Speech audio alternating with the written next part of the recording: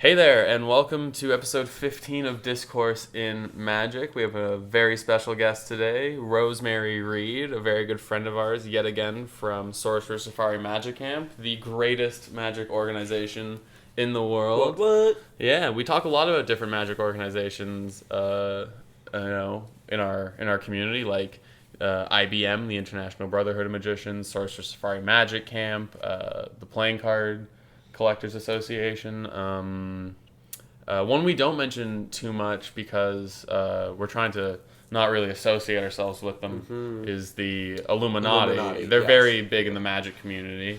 And we think that they're catching on to us. Yeah, they're definitely working their infiltrating.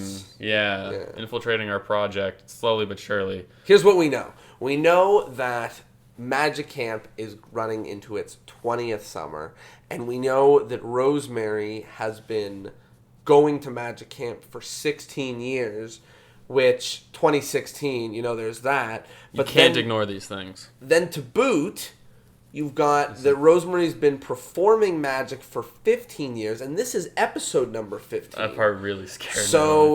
So I think that they're onto us. So if you know anything about the Illuminati, or if you're interested in what we're doing, join our newsletter. Yeah, we'd love to hear more from you. Yeah, and if you don't know anything about the Illuminati, you can join as well. That's fine. We don't know much either. Other than that, let's tell you a little bit more about our friend Rosemary. She is an incredible magician. She works a lot at corporate events and private parties. She does close-up magic and mostly card magic, and she is very, very, very talented. She recently participated in the Masters of Magic convention in St. Vincent, Italy, and it was, well, I wasn't there, but she said that it was a blast, and she is awesome. So here it is, episode number 15 with Rosemary Reid. She's a great friend of ours, and she tells us some really, really exciting info about women in magic.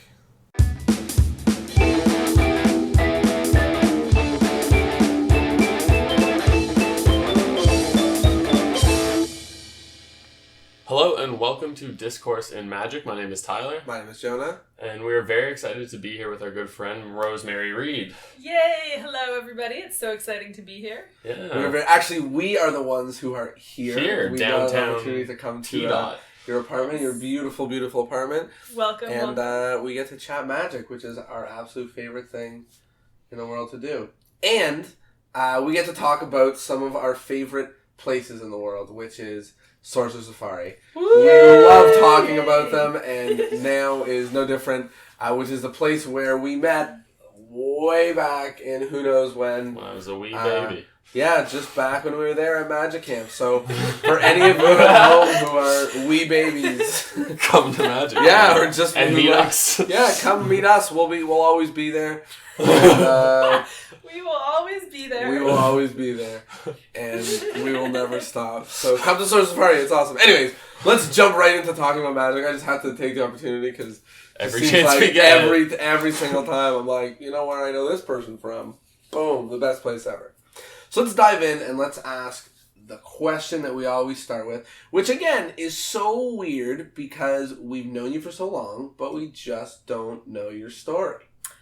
So what's your story? How'd you get sucked into this art form? So when I was a kid, I was about 10, and the whole time you were a child, really?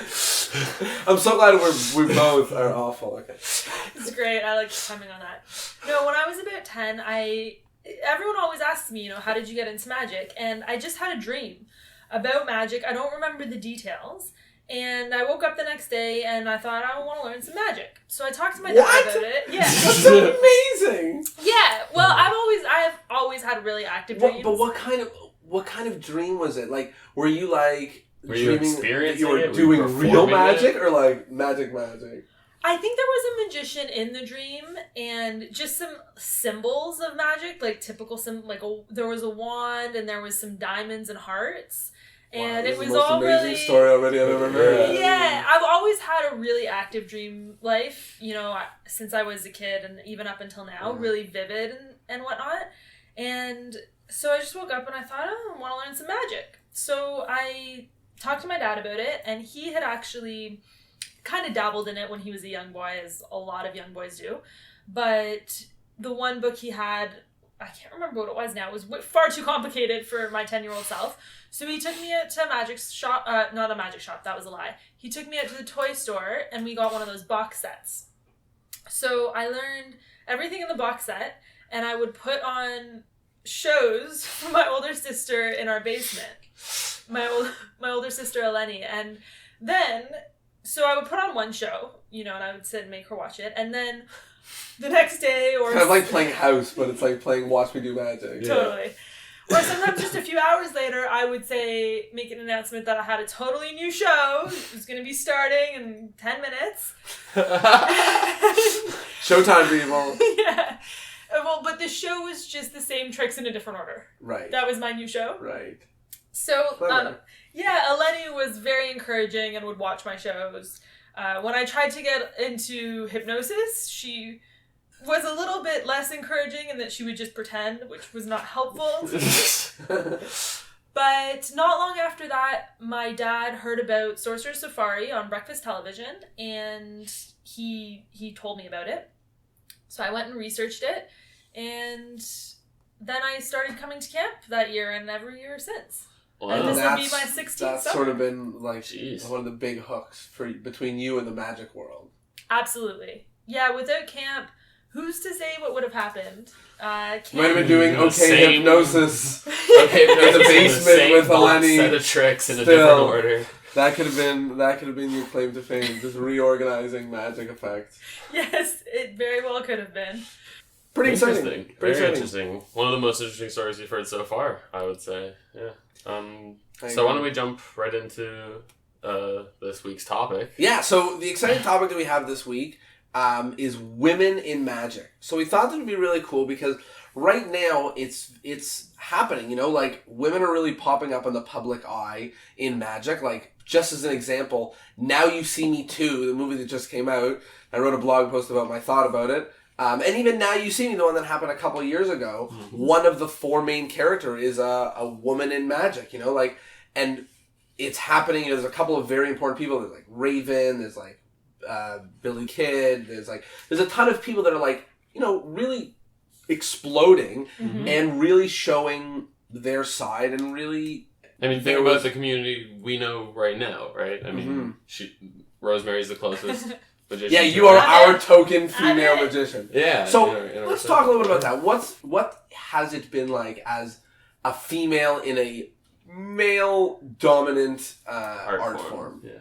Well, it has just been an experience all around. I've been in it. I grew up in it. And not with my family. A lot of female magicians were born into magic.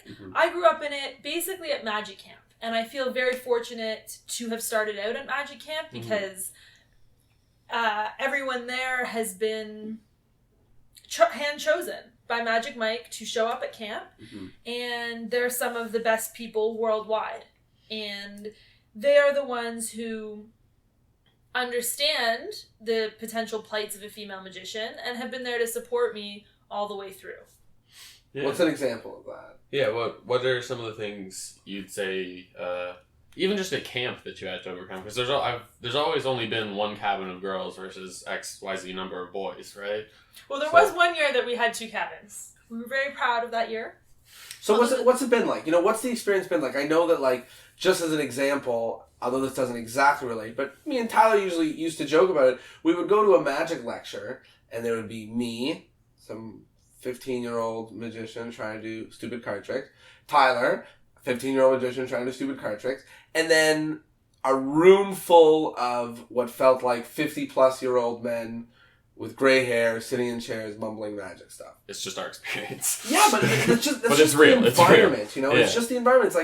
It's And you were there sometimes. So, yeah, and so if you were to imagine, a 12-year-old girl in that environment, what would you think would be some issues? Well, the thing is that I wouldn't go back.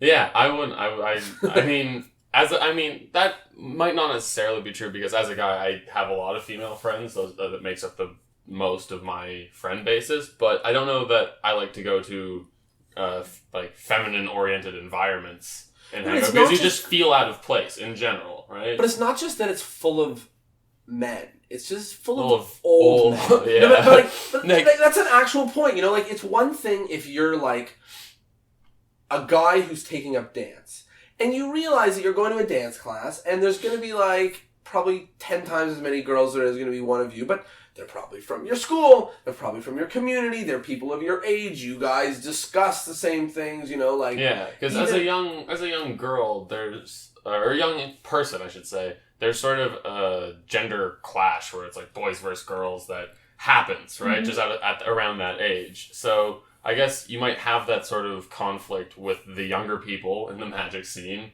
and then have the sort of standoffish, weird, out of place feeling with the older people. So how did you find your circle? How did you... Well, again, I'm going to have to go and say magic camp, because I was only into magic for about a year before I started at camp. And, you know, my first year at camp was just, for me, a revolutionary experience. Yeah. I had never been so inspired. I never felt so accepted. I had never learned so much magic. Yeah. Just period, full stop. In the entire year before, I learned more magic in those 6 days at camp, for certain. And the friends that I made that first year are some of my best friends to this day. And maybe one of them wasn't there that first year, but Lauren Proctor sure was. And I sat with her on the bus on the way to camp, and she's my best friend to this day. So it's sort of been like, I mean... Shout out Lauren Proctor. but one of the things that's helped you is finding other female magicians of your age. You know, sort of that thing that we just touched on, which is that, like, you know, maybe the comfortable place that doesn't excite you to be in magic is a magic lecture filled with old men. You know, maybe it's pairing up or finding a female magician as well, you know, who you're able to, like, really work with and really understand what... I know that I spent a lot less time in the magic store when me and Jonah became friends, because I went to jam with him, right? And how did you find that experience? Did you find always that those experiences were welcoming? If you didn't, how did you, like, what did you do to push through it being that sort of bad environment? Did you show up to lectures over and over again even though it sucked? Even though, like, the environment sucked? Or did you sort of say, you know, I'm going to do magic on my own with, like, a couple of people, you know, and work on it and not sort of be in this sort of... Right. Well, any time that you're in a room and you're the minority, it's going to be, whether it's age-wise, gender, Race, whatever it is, you're going to feel it, usually. And so you're both right in your assessment of that. You know, being the only female in the room was definitely an experience.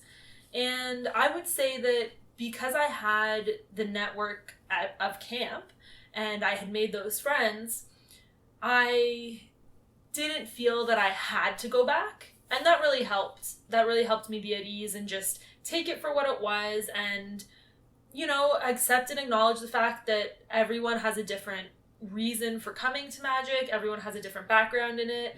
And everybody can feel uncomfortable even in a room full of people just like them. When I was younger, I didn't know that the idea of women in magic or not having many of them was a thing. You know, probably for the first couple years, I was just doing my thing, and I didn't really know that there weren't many, or that it was a big deal that I was there. Well, like, you did. I mean, after your box set, you started looking for resources. You know, like, I'm sure it at some point was cluing into you that you weren't finding a ton of female performers, and you know what I mean, like. Well, I wasn't after the box set. It took me a few years to really get into the research stage of my magic. Because I went to camp, and then I had the magic shop. And I was kind of pursuing those at that point, right? So as a young kid, I was fulfilled from the mentors at camp and from my friends at camp. So I didn't... And then by year, 3 or so, everyone kind of just said... There aren't a lot of females in magic. And as a kid, what can I say? I took it at face value. I was like, all right, so there's no females in magic. I'll work with what I got. Right. And I kind of took it as face value at that time. I just took it at face value. And then as I grew up in magic and started to continue, and even like now more so in the present moment, I'm realizing that I think the idea that there aren't women in magic is more and more becoming just an idea and less of a reality. Because every day there are more, especially now, there are more women coming to magic. And it is snowballing. Like, they are coming more and more and more every day. Mm-hmm.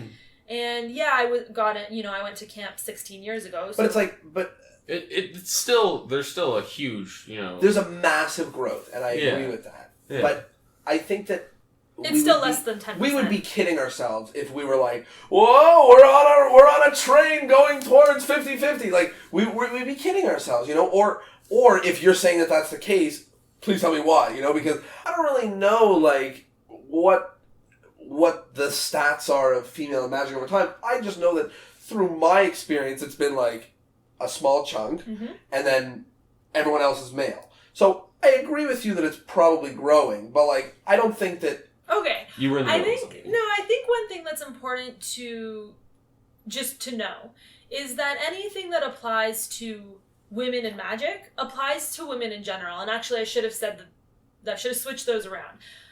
The issues that women face, female magicians also face. So, for example, there's tons of examples of contributions that females have made in math or science that went undocumented because they were women. Absolutely. And major stuff, and we all know how that goes, a lot right? of stuff. And a lot of that's coming out now, and probably not even a lot. Who knows how much more we'll know in 25 years?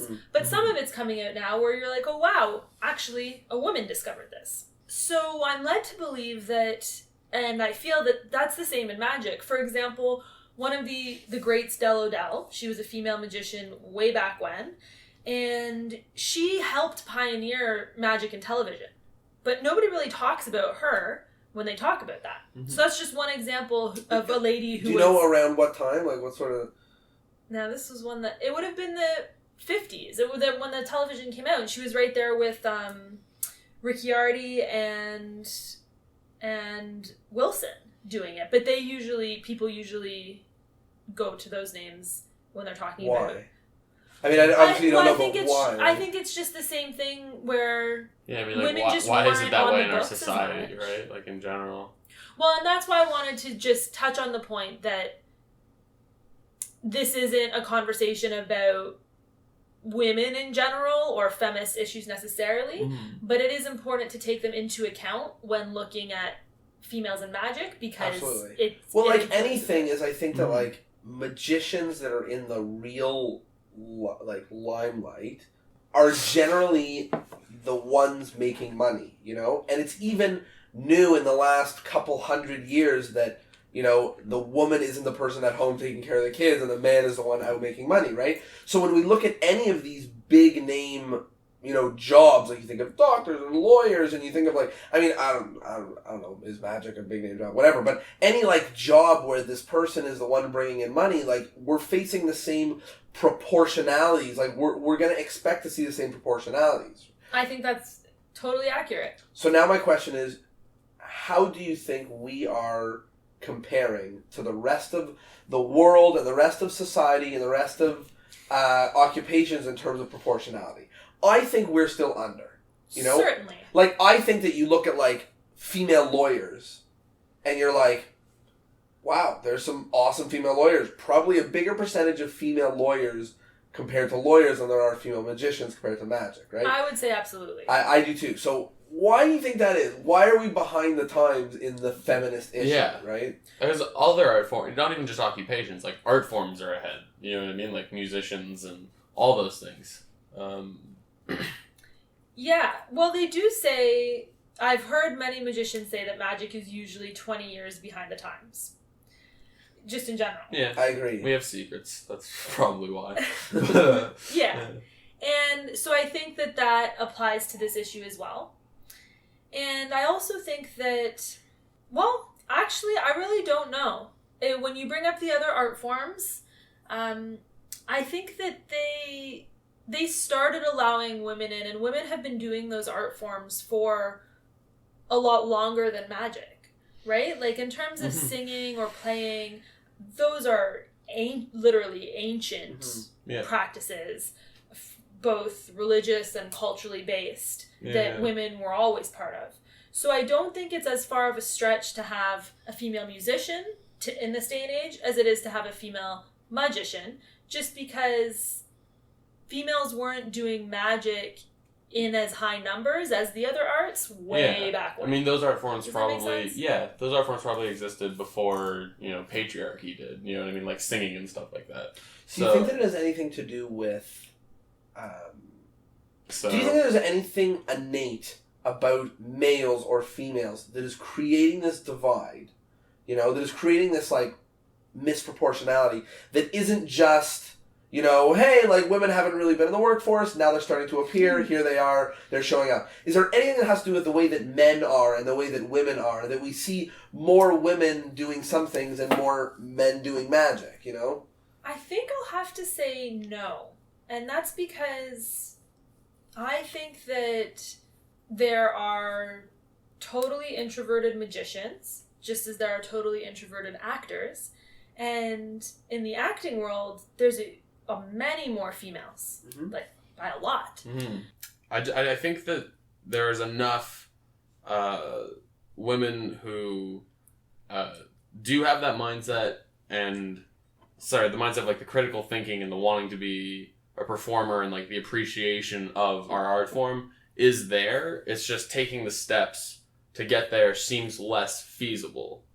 Like it's a bigger challenge for a woman to be like, I'm gonna get up on stage and do this, because it's just they've never seen it, right? It's and talking about magic in particular. Magic in particular, yeah, because they haven't seen a lot of female performers, and it might not be a conscious thought, but you definitely must feel the effects. 100%. I think, of course, it's definitely an issue that culturally, we already touched on the fact that culturally we've seen more men in these sort of work positions, and like it's relatively new. But I'm just wondering if there is anything innate. There's a lot of studies that have to do with who likes puzzles more, in terms of young boys and how young boys like doing. And I don't actually know these studies, but I know that I know it sounds ridiculous that I'm talking out of my ass. But like these things, like people do study like children and teens of different genders and what they tend to like more. Yeah, but I think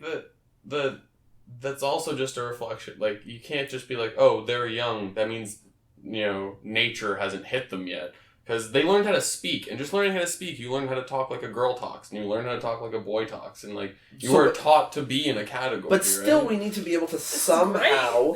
But still, we need to be able to somehow try to isolate nature from nurture. We can't just say we can't answer any nature questions. We can say that, and just you can say that we have no apparent question for the way that people are born. We just need to worry about the way. Who cares about how they're born? It cares about how they're raised and what they're going to become, right? You're absolutely right. What does it matter if some babies like doing yoga more than others? It doesn't matter. But some people's ethnicities make them more capable to do certain things, and some people's do not.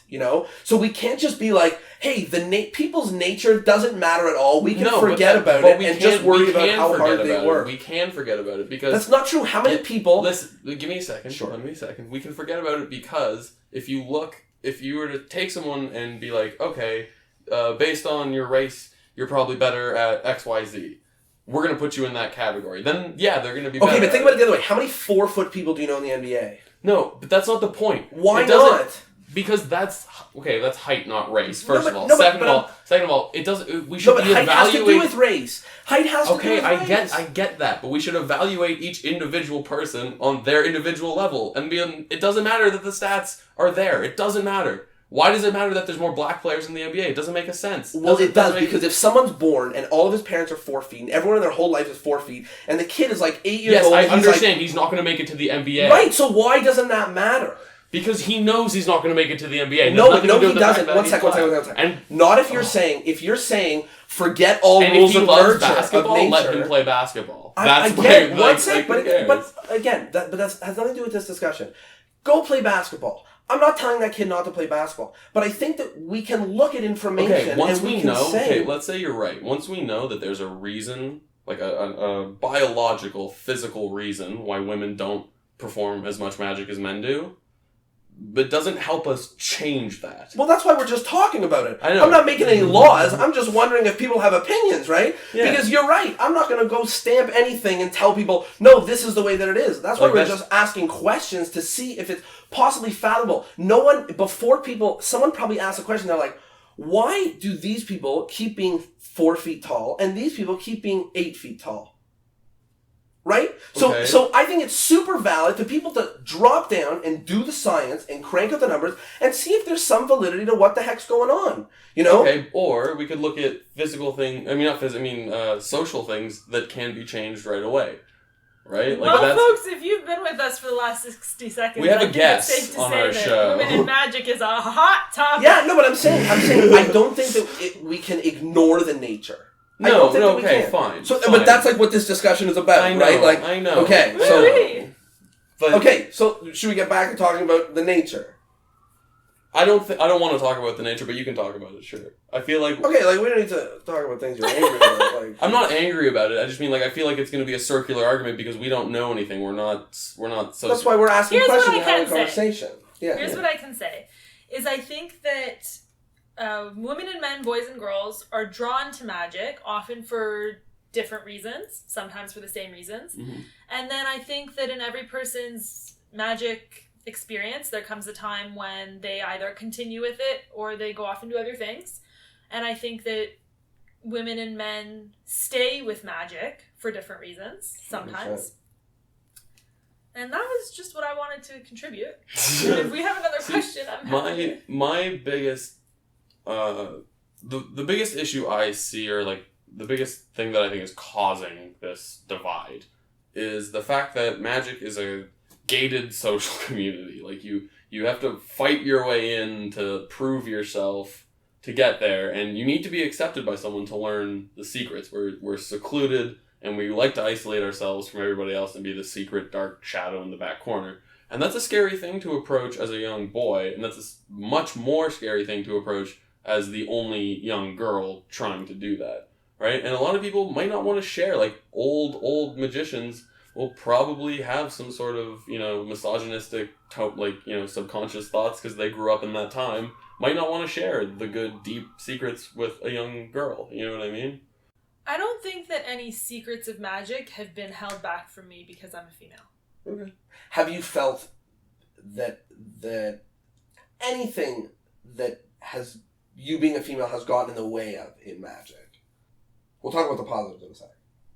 Maybe in, specifically regards to your performance. That's what I thought was most interesting. I don't know what it's like to perform a card trick as a woman, obviously.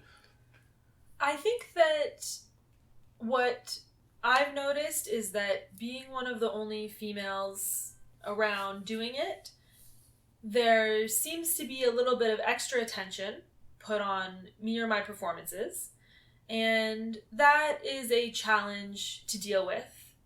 However, I don't know that you would feel less pressure doing a new effect. Getting up on stage is a stressful thing. It's hard to do, and it's hard to do regardless. So I think that because there are so few females, there is extra attention given to them, which if you're still working something out or you're nervous about it, which we're always still working on our show, but, a lot of times a young guy, maybe no one will pay attention to him for the first year or two until he starts to be good, and that's when people start to pay attention. Mm-hmm. Whereas females might not have that same leeway, which just means that either A, you have to get better faster, which is the case for women in a lot of different fields, is that you got to get better and you got to do it faster than all the boys. Or everyone will watch you suck for a while. But that's sort of the way that everyone does, right? Like, that's not even, like, why is that different for a girl? Like, a guy is the same thing. Like, you can either be really good really fast, or you can just suck for a while and then get good slowly. You know, like. Mm-hmm. I think the difference is in the attention that's given right from the start. Because there are so few female magicians, a girl could just decide that she wants to do it and put on a public show, and more people will likely take an interest just because she's female. Mm-hmm. Whereas if a guy the same age as her did the same thing, maybe less people would take an interest, so he might have more time to find his sea legs and get comfortable on stage. I mean, that's why we People bring up start women paying on stage, right? Like, that's why we have female assistants in showy dresses, is to just attract attention, like a focus to the stage, right? Wouldn't that be a negative for the male magician? You know, he can't attract people to come to his show on first bet. You know, like, it's a benefit. Like, let me give you an example. Okay, let's all forget it, love at first sight for a sec. The really, really, really good-looking people, the really, really, really good-looking people, they got a much better chance in this world than the rest of us, right? So something that captures someone's attention very early is great. Great news. Great news for the good-looking people, right? So you're saying that, like, the girl puts on a show and for some reason her first show gets, you know, much bigger numbers and better interest, and, you know, like, it sounds better to me. Although, if I were to walk by a poster on the street, or not me specifically, but if someone was to walk by a poster on the street and saw, like, a photo of a woman on stage and a photo of a man on stage, I feel like they're probably just as likely to, like choose either one. You know what I mean? I don't think that... But that's not what she's saying. She's saying that she's saying that the starting magician as a female will shine brighter, right? Or in But I feel like that attracts the attention once you're there. Do you know what I mean? Like if you were doing, like, a festival where there's, like, walking crowds, you might attract more people. Let's say you're busking. But versus, like, just selling tickets, I don't know that... I feel like a magic show is just as hard to sell. But that's not... I mean, I'm a guy. I don't know anything about anything. Okay, so... not to step on that, but let's get back to, like, why. Like, I mean... Don't you think that benefits the female more than the male? I think there are definite benefits. Yeah, you just asked about how it was different and why I forget exactly what the question was, but do you remember what the question was? It was just that how has... I asked if there was anything that being a female got in the way of, you know, but then he spoke about performing, so we were kind of like... and so it was just to say that was just really the only example I could think of that a budding female magician might not have as much time to explore without really having a lot of pressure put on because a lot of people are paying attention. Now, yes, from many perspectives, this might be a really great thing. But if you were just starting out, you know, a lot of professional magicians recommend to young magicians do a small... Just get up and do it wherever you are. Don't worry about the audience. Work on your show. Stage time is what counts. And you can tell when you watch a performer if they've had stage time or not. So a female magician is going to have less stage time just with no one paying attention, just putting in the hours before people start. To me, that doesn't make sense. Wouldn't you want to... I understand what she's saying. Like, I was really nervous to perform in front of more than 4 people for a long time. Like, just literally adding a 5th person to the room was like, oh, there's a lot of people watching me when I first started out. So if you're a young girl and you want to perform a show you just learned, like you just finished putting together, that your biggest worry in this world is that, like, oh my gosh, so many people are going to come. That's a serious... That'll make people... Sell 20 tickets. Like that, like... People, you know, like, that doesn't sound to me like you're like a young girl in magic excited enough to do a show is like, people are coming to my show, what do I do? Like, my biggest nightmares have come true. I know, and I don't think it's necessarily even the people at that show. It's just... It's the idea that it's maybe more of a spotlight. Yeah, and much quicker. And more of a pressure put on you faster. I think is what... Which, if you're ready for it, if you feel ready for it, is okay. And a lot of, like, you're right, a lot of young men would be like, that's exactly what I want. have my first show have way and I'm sure a lot of young women are too. And I read this point, I hadn't thought about it I refreshed my memory reading it in an article, and I thought about it that way in terms of having the spotlight sooner. And if you talk to a young guy who's been at it for 5-6 years, who's really been working at it, it's really just a different experience, I think. And I think that that's maybe a better way to say it, rather than is there a good or bad thing about it. It's a different experience. Just because of when the sort of energy and excitement comes. Yeah, and how fast it comes if you're really, really into it. And it's not really good or bad. It's just different if you're comparing the male and female experience, which you don't have to do. But if you were, that might be one difference you'd see. We can jump back into the nature conversation.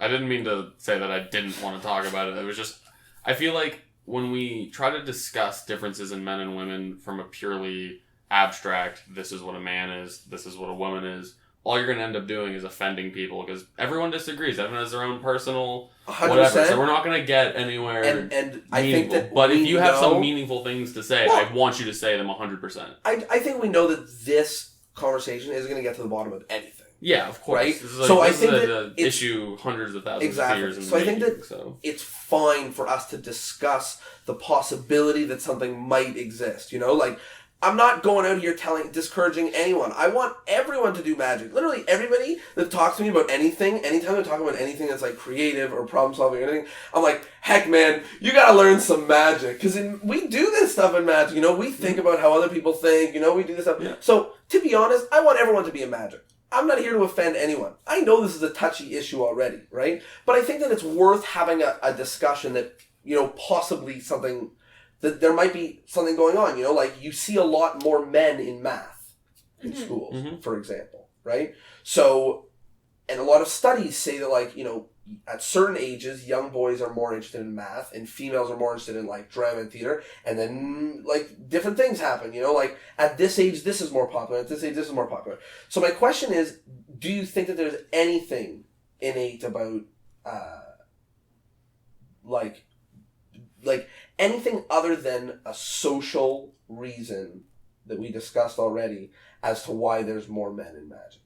So it's interesting that you brought up the point about math, because in card magic in particular, a lot of the card experts, if you will, the sleight of hand card experts, have told me that they see it in kind of a mathematical lens. If you're talking about a half pass, you're talking about the angles 100%. of how the cards, it's all very problem slightly solving more and very mathematical and problem solving.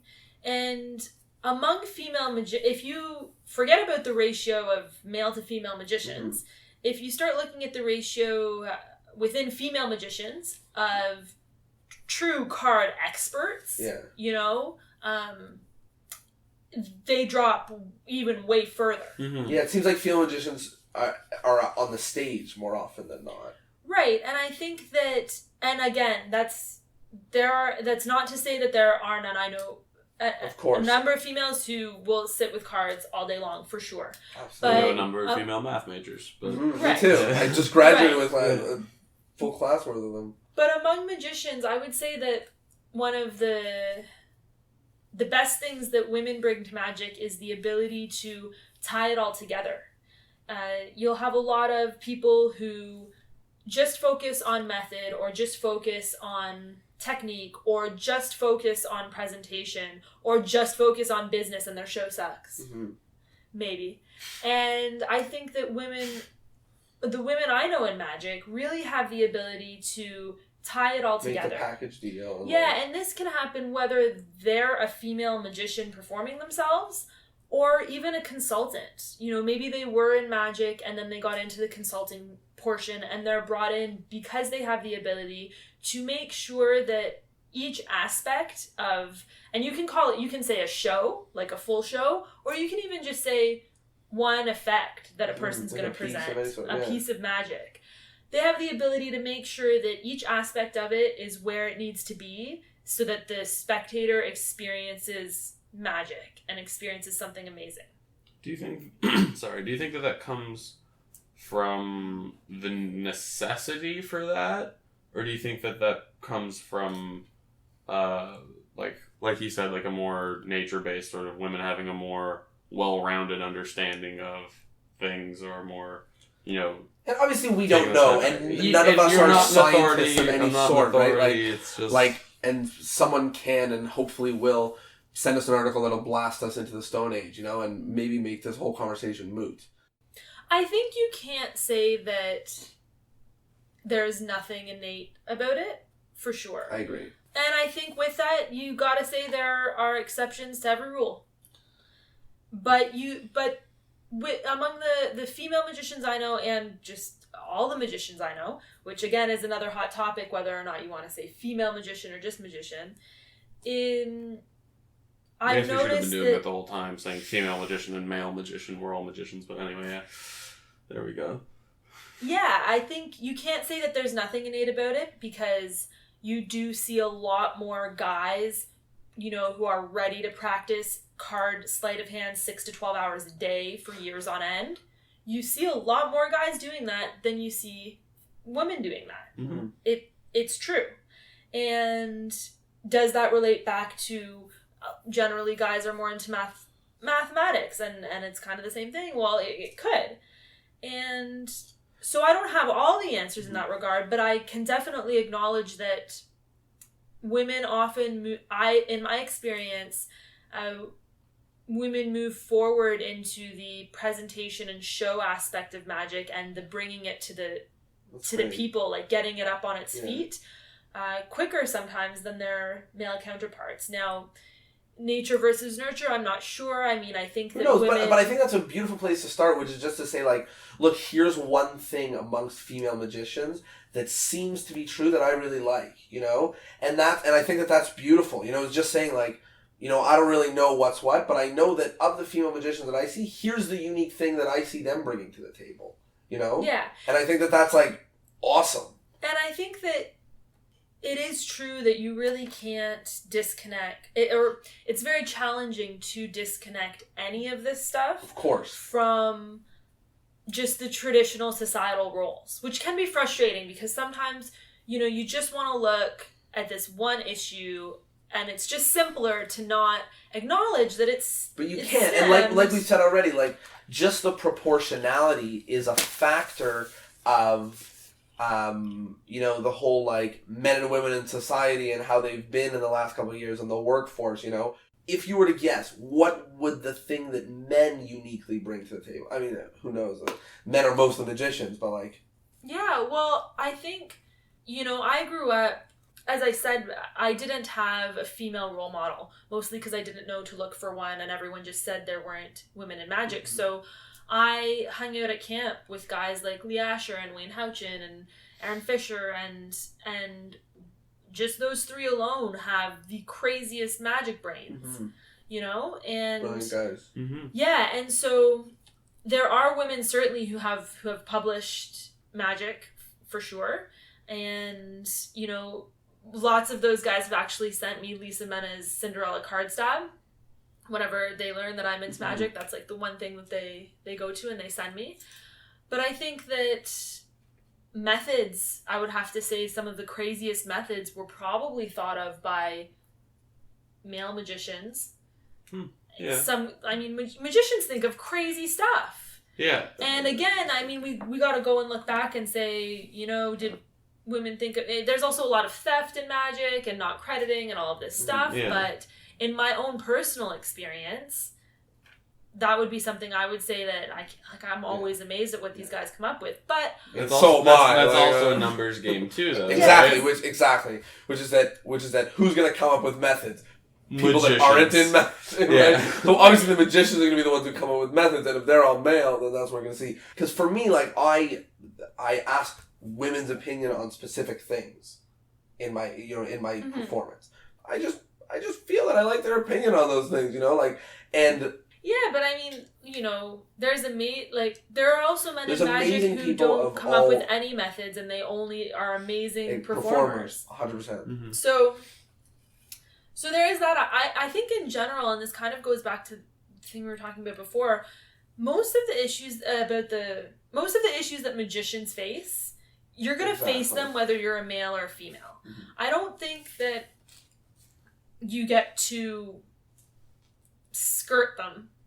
I don't think you get to avoid them. What certain issues? Oh, if you're a male, then you don't need to deal. Like, yeah, there might be certain things you don't need to deal with, but the female's going to need to deal with other things. And if you're a female, it's, you might not deal with one thing, but so issues are issues. And magicians were such a small group that most of them we faced together anyway. And then there's things that are different for women. I would say they're different for women in all fields. Yeah.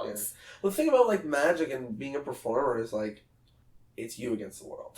Like it's not you like battling out with the other magicians, you being like, I'm trying to make it as a magician, like get aside people, like it's gonna be me.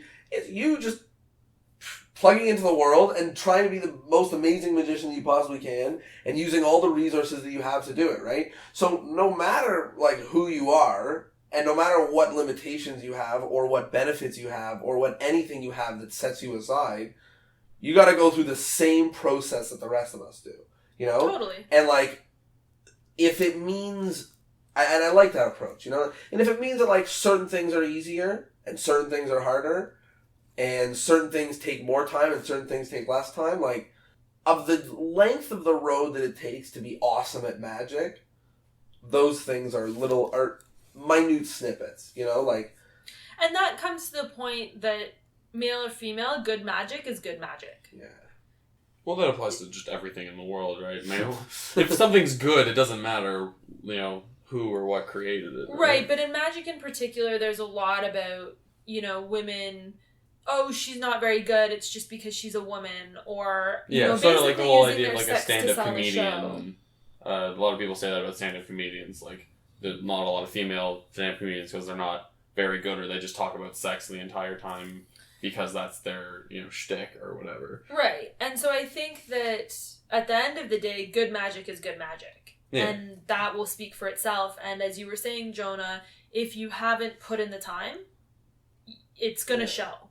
Just hours is awesomeness. Like, no one makes it to the top without being at the bottom first. Like, you just don't do the path. You just don't get to the top without going up the mountain. There's no helicopter flight there. There's no shortcut. So some things might be a little bit harder, a little bit easier, but the length of the grind, we're all going to go through the same sort of like ups and downs. Mm-hmm. What you were saying like about awesome magic is awesome magic, right? Right. So who were some people who were idols to you, who were producing awesome magic? When I was a kid? Yeah, and even now. Well, even when I was a kid and even now, I tend to really favor my friends. And, however, I've never met Eugene Berger, and I love his work. I met him very briefly. It was very intense, super cool I imagine it would be. Yeah, I really love his work. And I'm a huge fan of Wayne Houchen as well, but again, I know him from camp. And so that's what I'd have to say. I mean, it's basically... It's that personal touch, like when you see someone and they do magic, you're like, oh my god, like, oh, I made this. You're like, we need to talk forever, Versus like, it's very hard to... Like, also, just getting to meet someone makes you love their magic 10 times as much. Like, I love what Chris Kenner does. I've never met the guy. I'm sure if I met him, I would love his magic twofold, right? Like, it's when you have a personal connection with somebody, and then you see that character become their stage character, you just understand their performance in a whole other sort of light. So, totally. Yeah. Absolutely. So let's talk about the elephant in the room. We cut women in half. What is the point? That elephant. What is the point? So what's the story? Do you think that has any sort of negative, like, just to explain deeper, like, in magic, the women that aren't magic, that show up in magic, are often wearing short skirts, pointing at things very dazzlingly, probably more of the dance background, and they get cut in half, put back together, and they fit in boxes. Yeah, they're as they're called, box jumpers, right? So, what is your thought on that? Has that had an effect on women in magic? Is that just a thing? Like someone's got to point to the car. It's The Price is Right. Let it be the person who is the most beautiful. Or is it something different?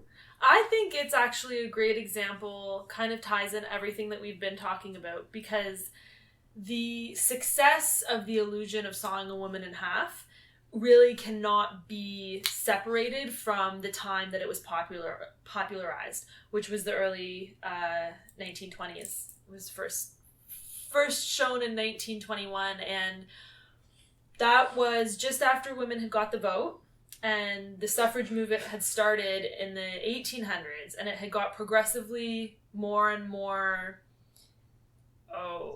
tumultuous, and all of the riots started in the early 1900s, and then there was World War One, which desensitized people to a lot of violence.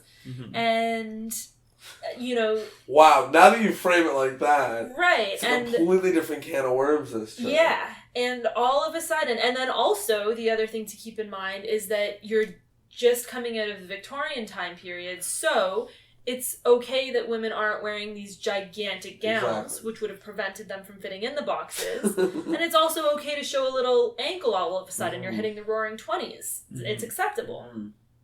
So it's interesting that you brought that up, because that is one illusion that its success cannot be separated from the time. So what are you saying? You're saying that like it was kind of like we're gonna cut this woman in half. They got the vote, so screw them, or what? What was it? Or are you just saying let's look at the factors? So no, I'm actually saying that generally speaking, art reflects the reality that it's of the time period, and in theater. In the late 1800s, you guys know, are you familiar with the the traditional melodrama? Oh, the damsel in distress, and then a guy comes to save her, right? Well, it wasn't that way in the 1800s. It wasn't that way actually until right around this time period when Sawing a Woman in Half came out. Before that, the man was in distress, and it was the woman who would save him.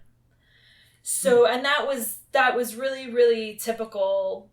Like, that was run of the mill. That was just how it was done. Really? Wow. Yeah. Yeah. One of the last famous melodramas that had that was called Blue Jeans by Joseph Arthur. And that was more popular? It was a very popular melodrama, and the heroine was June, and she saved the guy before he was moving towards a saw, I do believe, and she saved him before he got there. And it was really and then all of a sudden, so the suffrage movement gained momentum, and it started to get really, really crazy, and then World War I happened, and the women were like, look, we really need to help these guys because they're at war. So they did that, and then just after that, they got the vote.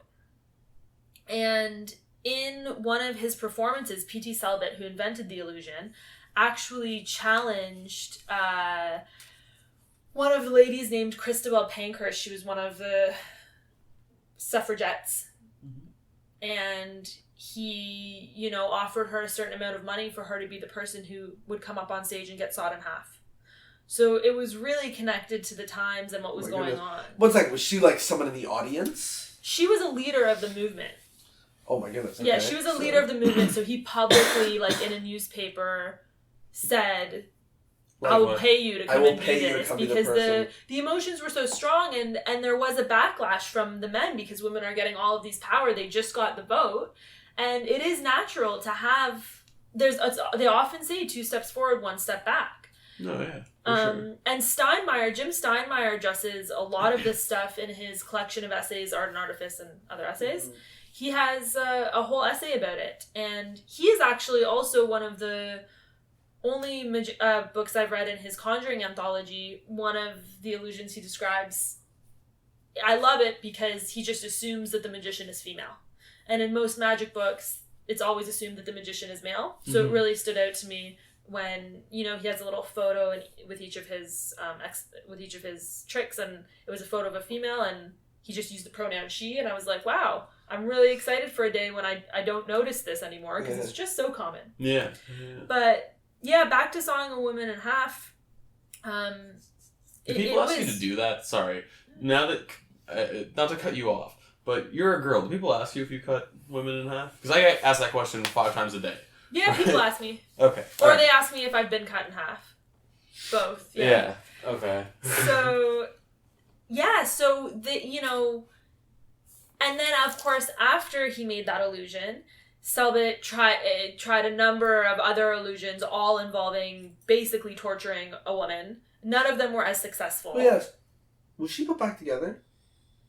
So initially she was, and It just seems like it's like, screw women, chop her in half, put her back together, go back. right. Well, initially she was, and then eventually there was the Grand Guignol Theater in France. So it was known as the Theater of Terror. It made its way over to the States, and they did a version of it where they basically pushed it. So the Theater of Terror was known for, people passing out in the theater, really visceral reactions. Yeah. And even in the initial performances of Sawing a Woman in Half, they would have, red paint being poured out of the gutters during the show to amp it up, and, wanting ambulances nearby in case the saw slips. Yeah. Well, later on, I believe it was Ricciardi in the States in New York, in the 70s, this is much later now, but it did happen earlier as well, he was picketed by feminists because he ended up doing a version that, as soon as the saw went through, there was blood and guts everywhere, and I think in his version, she wasn't in a box, or she was removed from the box, and the body was just laid there with all these guts out, so that at the end of the show, spectators could walk up and, have a look at it. And wow. And it was this whole, and so it basically just escalated. Actually. Yeah. But I guess theirs is probably more of a statement on the effect itself, not a fuck you to women like this guy's performance was. But well, it's interesting. I saw theirs because I didn't know that anyone was still doing it that way, and I did see that. And they don't really say anything about it. Like, they don't say whether. And Penn and Teller are pretty forward-thinking guys, so I'm sure that they have their reasons, but I was really shocked. They do have that surprise ending. I won't ruin it in case nobody's seen it, but yeah, so it is something that's still going on, and it's certainly different to think about in the context of its time period, It's a whole different can of worms that you think about, like, when it existed and sort of why it existed. Who knows why people are still doing it. It's awesome. But it's a fun trick. Yeah, it's just really cool. But it sort of has meaning, It's mm-hmm. not... It's not just, if you were to do Sawing a Man in Half... Horace Golden tried that. And it didn't work out so well from him. What? After P.T. Selbit released it overseas, a magician named Horace Golden basically invented his own version and tried to lie about it, but the first way he presented it, he used his bellboy. Didn't work out so well for him. It didn't go over. It needed to be a woman in the box. Why? Which I thought was an interesting... Again, I think it's related to the times. I don't think you can... As much as people really want things to be, simpler and disconnected, I don't think you can disconnect it from the times. I see it. Like, there was such a strong gender war at that time that it just makes sense, right? I think, totally. And so here we are now, and I think, if feminists wanted to write about why magic is anti-feminist, I'm sure they could probably make a case. I don't feel that way personally. I think that I think it's time for some, but I'm not a stage illusionist, so really I can't comment on. I think, you'd be better off to talk to a stage illusionist as to why that effect is still so great, despite also all the exposés. I couldn't understand why. I've never really, even as a small child, I was never frightened that the woman was actually cut in half. Yeah. You know what I mean? And women certainly, especially on stage, have been through the gamut. Like, it's not just sawing them in half, you pull them apart, head turn around, pick up the swords. So there definitely is this... Box jumpers. Right. Yeah. And there is a certain theme, Just like, put the woman in the box... And do something that would be really evil and dangerous. Then you're like, undo that. Somehow she was uninjured. Yeah. Yeah, and I think a lot of it is, these are the illusions we have to work with now. like to believe that in 50 or 100 years, there could be whole new sets of illusions with I hope, new man. innovative Yeah, I am ideas. If sick anyone of else seeing puts a people in goddamn boxes. bill and another lemon. Oh my God. Yeah. You know, I'd like to think that, but I think they call them classics for a reason as well. It's true, but I mean, it's like watching old cartoons for me. It's like, this is great and awesome and fun that this was what people had, but like, that's not okay. Like that, like I'm seeing some really racy, inappropriate stuff that shouldn't be here anymore. And I think that art needs to change. And with, like, there isn't very many people trying to push the boundaries of stage illusion. There's people pushing the boundaries of stage performance. Right? I mean... I don't know about that. I don't know that there aren't people pushing the boundaries of stage illusions. I mean, actually, you're we don't know where they are, but I don't know they anything exist. about No, they do exist. I've seen people do like the black art shows Yeah, and people like do they do crazy crazy stuff with crazy stage stuff. illusion. But the vast majority of stage performers are someone who are buying the same old stage product. Yeah, or just paying the $5,000 for the big fancy box and getting a girl that can jump between them, right? Are there any other issues that you want to speak about in regards to this? Because I know that, I mean, we could tell from the dates that you sort of were prepared to have certain information. Is there anything that you wanted to speak about this issue that you thought, you know, that we didn't maybe brush over? No, I think my favorite part was just, the reason really that I remembered it was because I too was so surprised to learn that how connected it was to the society at the time. So I don't have much else to say about it. I just think that it's important people do realize that, because a lot of people know Sawing a Woman in Half and they just don't necessarily know where it came from, and I just think that was really cool. It is. And I also had no idea, well, I had some idea, but I really got to learn a little bit more about the whole damsel in distress and how that changed around, which I found really interesting because I was a theater major and studied theater in France, and I found that really cool. Yeah. Well, honestly, I think it's an incredible story, you know? I'm going to tell that story. Me too, like, yeah. quite frequently. But it's just, it's really awesome that, you know, as much as we're all like,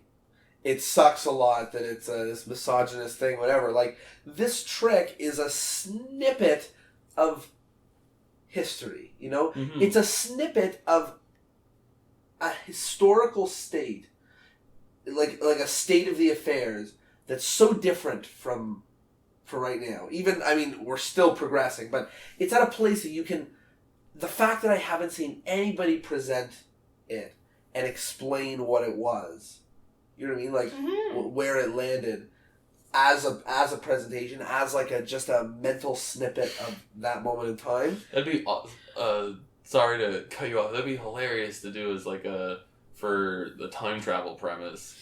It's just go back in time and then like do the performance as it was done to teach them how awful this trick is. But anyway. I wonder, I've never thought about that in particular, but it would be challenging to do that because it would force the recognition that it's a misogynistic trick.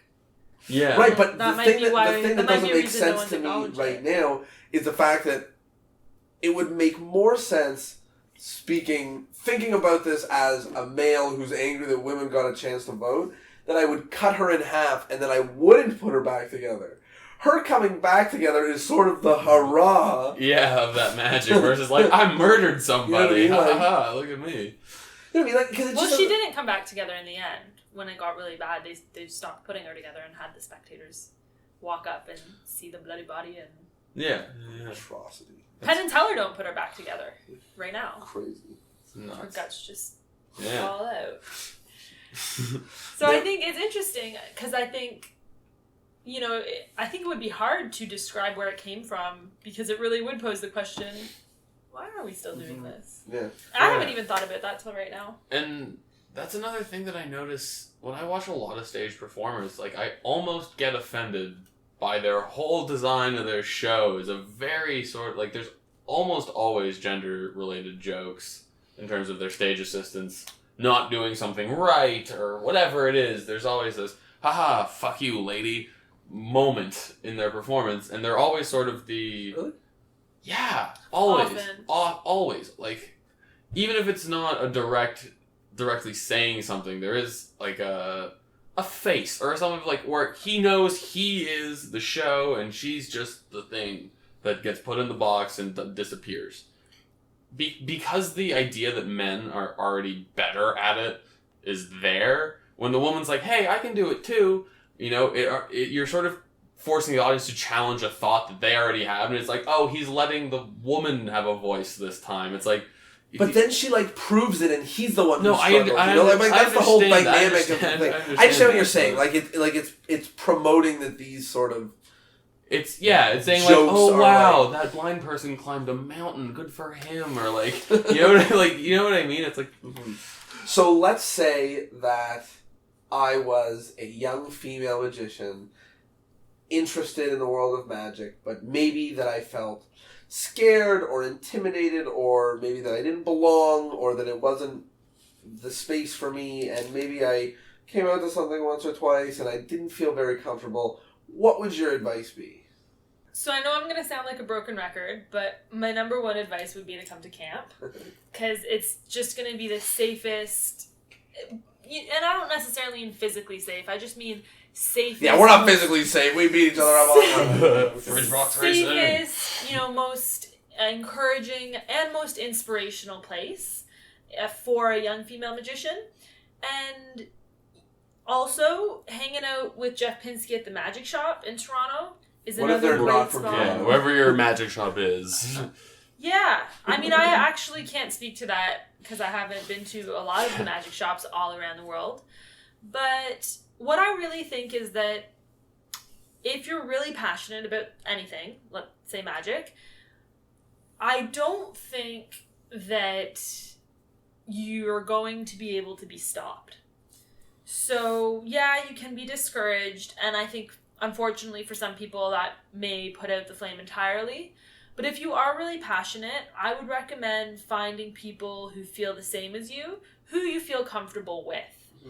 That's the takeaway from camp, right? Yeah, and that's the takeaway I find from a lot of our interviews is if you are passionate about magic or area of magic or anything, that's all you need is the passion and support, right? So if you can find people that can support you, then you're I think camp is a great example of a very, it's a safe environment, but it's also an environment that makes magic, I almost want to say, more fun.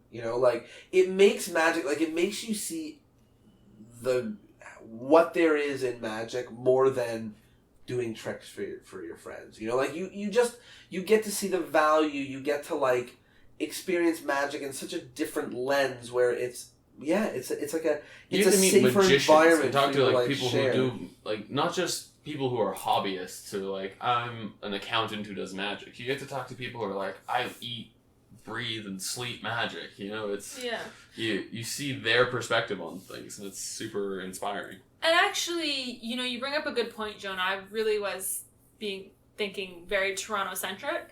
If there are any young girls who don't have that community in their actual community, I would really highly recommend Aaron Fisher and Adam Grace's new project, Conjure Community.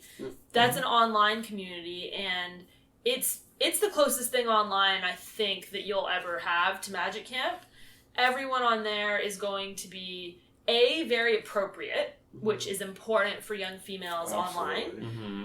Everyone's going to be super appropriate and really just awesome and encouraging. And it's kind of the closest thing you could have to a camp if you're online. Mm-hmm. And you're going to have a plethora of material. So if you can't, my eyes just weren't open to the whole world of magic really until I got to camp. Like I say, I had that box set of magic. Mm-hmm. So if that's what you're looking for, or you just want to test it out for a minute and see what it's like, and you don't have, lots of towns don't even have a magic shop, and that's a big problem for a lot of people. So I'd recommend getting online and trying a Conjure Community if you can, and just getting involved. The big world of online and magic is really big, and there's people on forums blabbing about everything from where to put your pinky and a red deck of cards to whether the cards should be red or whether it should be this tint. And, there's people talking about every last thing having to do with magic. How long your nails should be. Yeah, exactly. And, it's such a great opportunity because, like you said, and I felt it, when I was a kid, the tools for magic is whatever the heck you can get your hands on. I watched a David Copperfield VHS way too many times, right? Because that was my tool. That was the window that I looked to the world of magic through, you know? And your window was first some hunky-dunky magic set. So it was this weird little tiny window where you know super little about magic. And then, Sorcerer Safari. The window was just smashed open. It's like the Kool-Aid Man jumped in a wall, right? And you've got this, like, expose of the world of magic. And then each new door, you know, you break down, like, Conjurer community, like, any other community, you know, places where you can learn content, where you can learn material, where you can discuss your issues, where you can, all of that stuff is going to help you grow. And I'm ecstatic right now that there are all these places online, you know? I'm just ecstatic because I know that I can direct somebody online to look up and be interested in magic that isn't, heck, just Google it. Yeah. You know? And that's exciting. That's exciting to you me end because- up in a place where people are talking more so now than it's one guy being like, I bought the DVD, here's my explanation of it. Or about the book. Or about the book, or whatever it is, yeah. But then you also do want to... I still think that there's the issue of, you know, people learning magic off of some random YouTube video.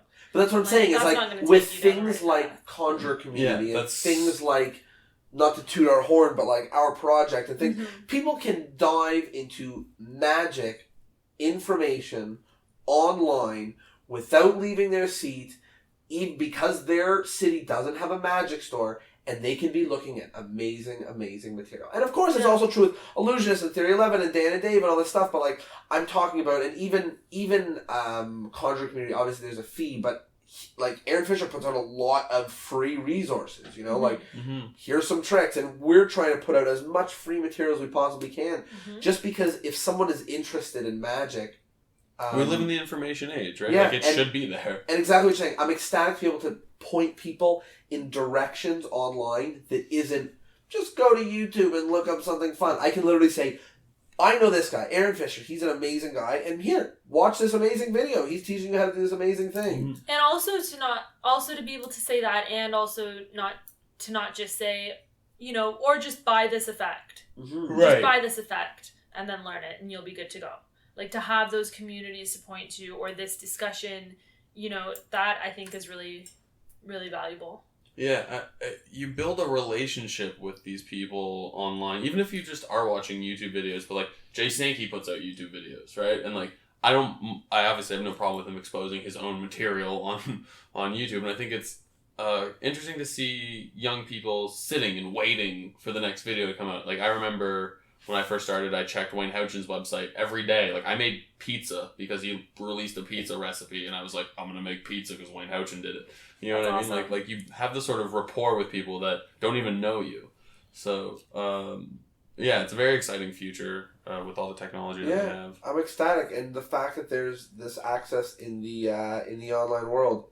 One of the things we like to do around the end of the episode is we go around and we talk about some things that maybe came from this conversation that we didn't think about, or that's new, or is it going to give us something to ponder on, or there's just, you know, just something new that we haven't thought about. So for me, I love that Sawing a Woman in Half thing. I think that that's incredible, and I'm going to do more research into it because, you know, there's so many things where are just token questions that people ask you in Magic, and people ask me about that all the time, and usually I don't have much to say about it aside from like, no, I do card tricks, you know? But like, I feel like giving someone a little snippet of history that goes with Magic is a really cool thing, you know? And it's again, another connection between Magic and like the real world, you know, where I can share with people and they can be connected. Do you have any final?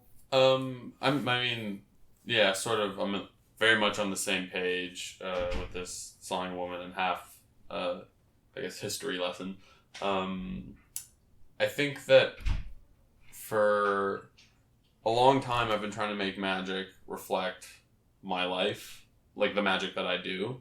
And I think it's very interesting to see Magic reflecting a sort of social time, like being a statement, reflecting the world surrounding someone. So I found that a little bit inspiring and not just interesting. That, I mean, I'm not inspired to go try to, you know, bring women down, but maybe there's other things in the world, like other passions, other things that I'm trying to convey that I could do with my magic. So, yeah, that's something that's been coming up a lot recently for both of us, I think, is the history side of it. Like when we interviewed Lee, it was amazing to find out all the information about the history of playing cards and stuff like that.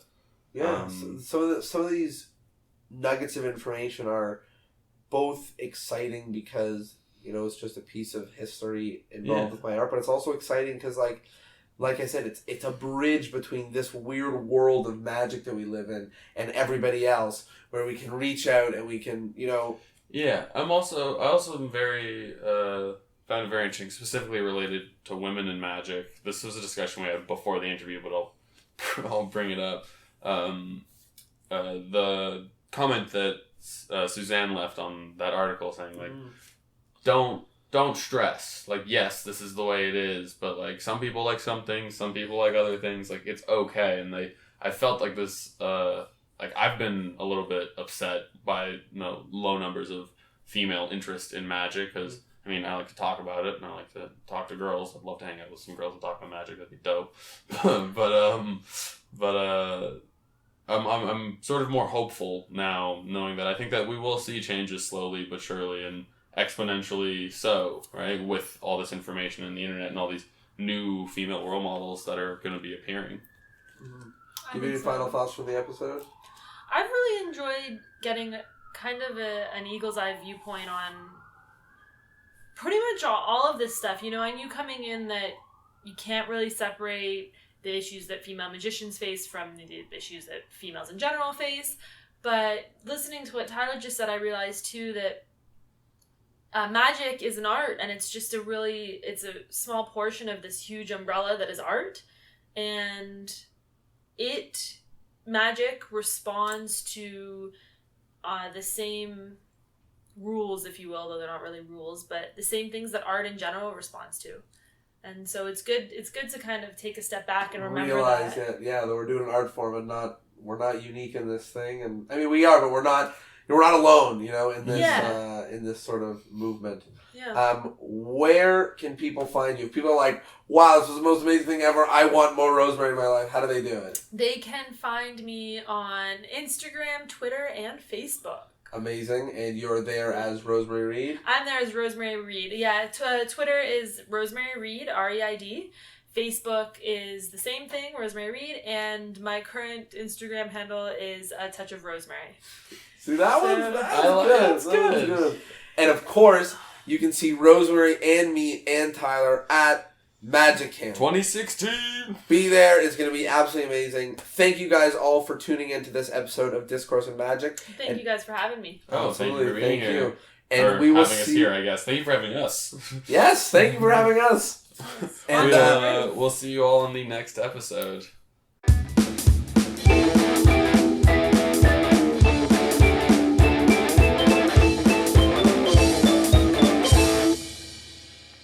Bam!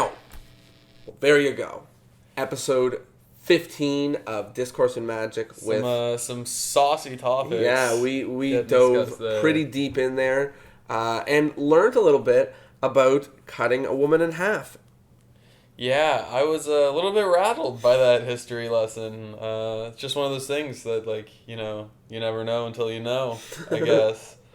I'll never look at a woman being cut in half on stage the same again. Yeah.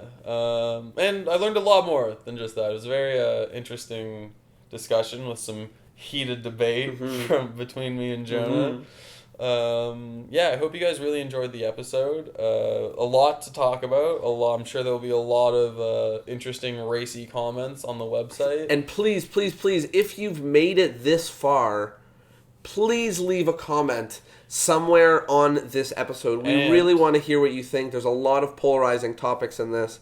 And if you agree or disagree, we would love to hear what you think in the comments below. And if you're going to take the time to drop a comment, please take the time to join our newsletter, because not only do you get awesome information from us, but if you're already commenting, you could be winning prizes. So you could be winning prizes. So please leave us a comment. We want to know what you think, and we want to know what you think about some of these polarizing topics. And other than that, we will see you all on our next episode of Discourse in Magic. Bye.